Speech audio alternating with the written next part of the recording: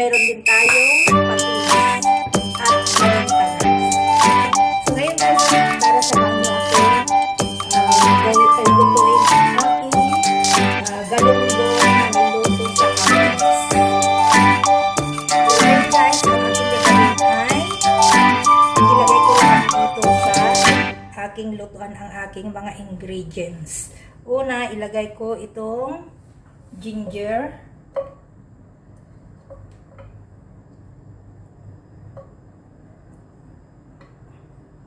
Tapos yung ating garlic, spread lang natin dyan.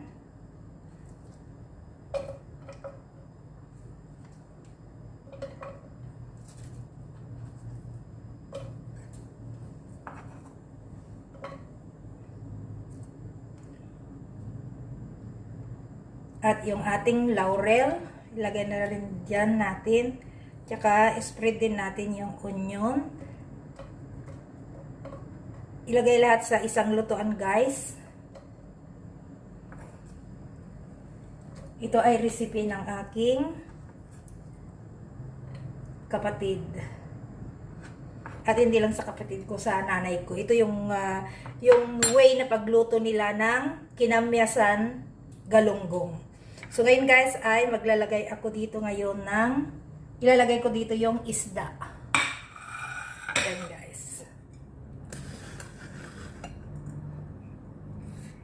Yung galunggong.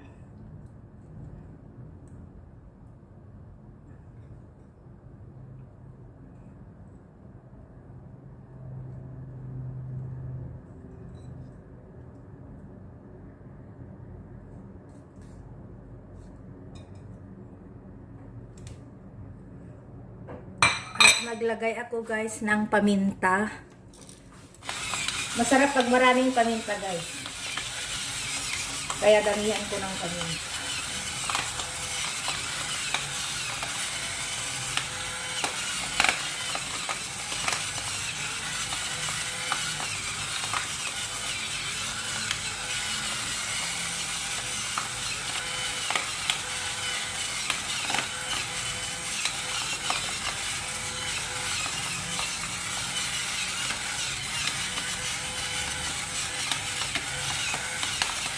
Ayan. At ilagay natin yung kamyas. Spread din natin dito lahat.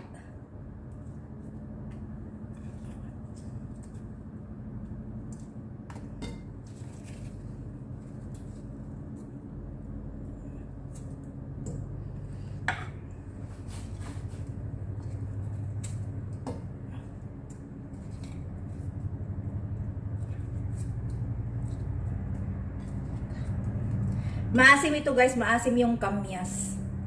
Tsaka masarap kainin pag luto na ito. Yung kamyas ko guys is frozen kasi kinuha ko doon sa bahay ng aking kaibigan na Chinese. So hinarvest ko noon, hindi naman pwedeng ilagay lang sa fridge dahil masisira. So nilagay ko sa freezer. So ngayon guys ay maglalagay ako ng salt. Konti lang kasi maglalagay pa ako ng patis. Ang inilagay ko guys ay sea salt. Ubusin ko na yung sea salt ko. Ayan. At maglagay ulit ako ng paminta guys. Kasi masarap pag maraming paminta.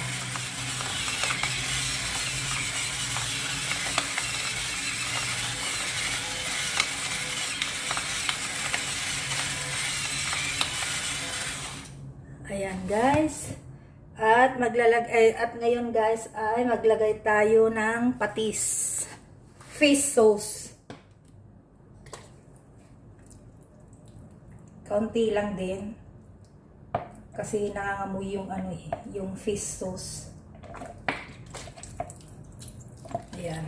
Ayan. So ngayon guys ay ilalagay ko na rin yung ampalaya. Yan. Paghalo-haluin lahat yan. Ganyan lang yan. At yung ating okra guys, ilalagay ko na rin yung okra. Hindi ko nahiwa kasi pag hiwain ko mag-slimy. Kaya ganyan na lang guys. Yan. Yan.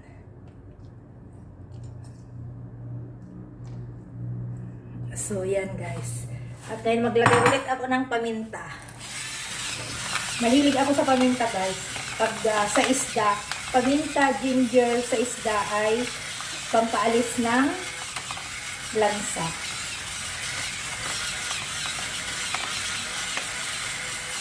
So ngayon naman guys ay maglalagay tayo ng oil sa ibabaw.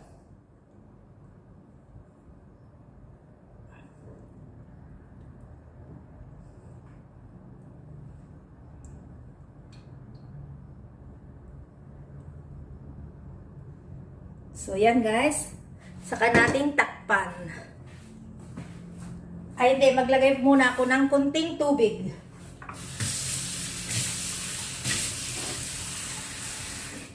Maglagay tayo dito ng kunting tubig guys. Depende sa inyong kung gaano karami yung inyong... kayo na lang bahalang magtansya guys kung ilan yung tubig na ilagay nyo. Kasi gusto ko lutong-luto yung isda. Yan. At saka kailangan ay kunti lang sabon nito guys. So yan guys ang ating recipe for today. Ngayon guys ay tatakpan ko tsaka ako pakuluan dito hanggang maluto.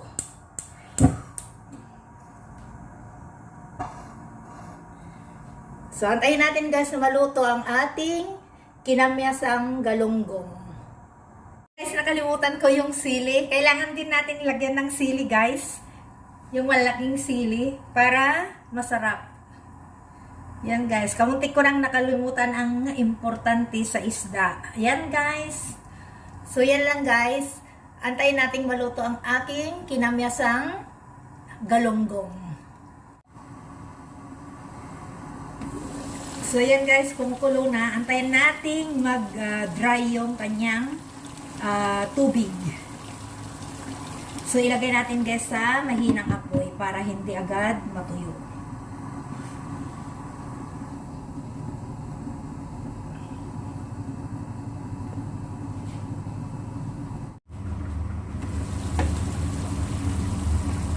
So ayan guys, ang bango.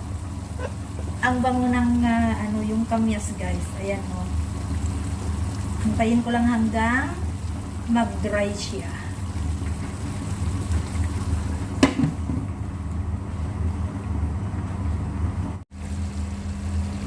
So ayan na guys ang ating kinamyasang galunggong. Luto na guys, ready to eat na.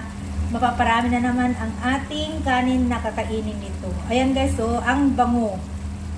At ang sarap ng lasa. So hanggang sa muli guys, maraming salamat sa panonood. Bye-bye!